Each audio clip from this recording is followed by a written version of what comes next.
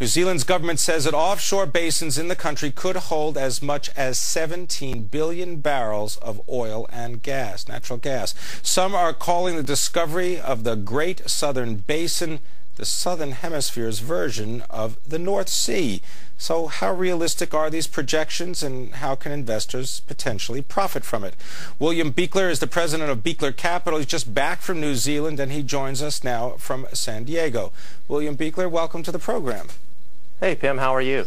Good, thanks. Tell us about your trip to New Zealand, and tell us specifically, is there oil down there that people should be paying attention to? Well, I think they should. I just came back from the conference, as you mentioned, and to most people, I think the idea of New Zealand and oil mixing together is a strange one. But I think it's quite an investment story building down there in many ways. William, what kinds of companies should investors be looking at in order to participate in this? New Zealand, I think you want to look at New Zealand Oil and Gas. They're on the cutting edge of the exploration effort. They've got new management in who I think are making a big difference. And they started to pay a dividend here, first time in many years, so they're starting to give some of the cash flow back to investors. And then from the other side of the pond in Australia, the company that built out the Tui field is AWE, Australian Worldwide Exploration. At the conference, I had a chance to spend some time with senior management, Bruce McKay and Bruce Woods. They're terrific, and they have a fabulous technical team. They've got a new rig on the way to New Zealand, and I think they're quite a company for the future. I like their style. Then let me ask you about another company that may be part of this exploration. I think we talked about it just briefly before, and this is OMV, based in Austria. Would you be buying shares of this company, even though they have many more projects than just what is going on in the New Zealand area? They do. You know, they're involved right now in some of the production, but the real possible home run that may be sitting out there is called the Great South Basin, which is off the southern island of New Zealand. It's the same place that the Hunt brothers were looking for oil there some 30 years ago. And the size of the potential oil fields in that part of the world are gigantic.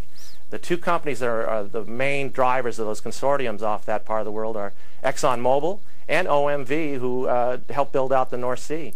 So there's a major commitment there. They've talking about $1.2 billion of exploration money to be spent. And then with the new Ricumra Basin coming online, that's going to have looks like permits are going to be out to bid in midsummer there. I expect OMV, ExxonMobil, I've heard rumors of BP and Shell also coming down. The big boys are on their way to New Zealand, and I think it's a great investment opportunity for us. What's going on off the coast of Perth, Australia?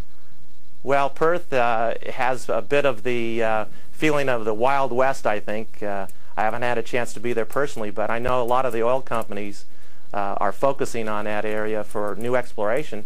And in fact, there's a petroleum conference that's going to take place in the next week or so there.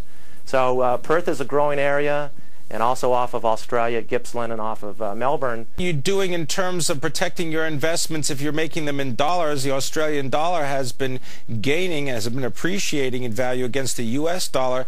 What's the best way to invest in that area without worrying about currency risk? Well, the way I look at it is that those currencies, both Australian and New Zealand, I believe are still undervalued in terms of the U.S. dollar. And one way to look at that in terms of concern is short-term rates in New Zealand, for example, are over 8%. Short-term rates here in the U.S. are under 3%.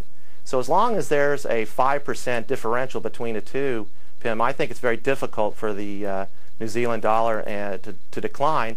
And the Aussie dollar is not too far behind in terms of rates. They're about 6.25. So as long as they maintain that interest rate differential, it's going to be tough for those currencies to go down. I want to thank you very much, William Buechler of Buechler Capital Asset Management, talking to us about the oil and natural gas business in Australia as well as New Zealand. William, thank you very much. Pimm, you're welcome. Take care.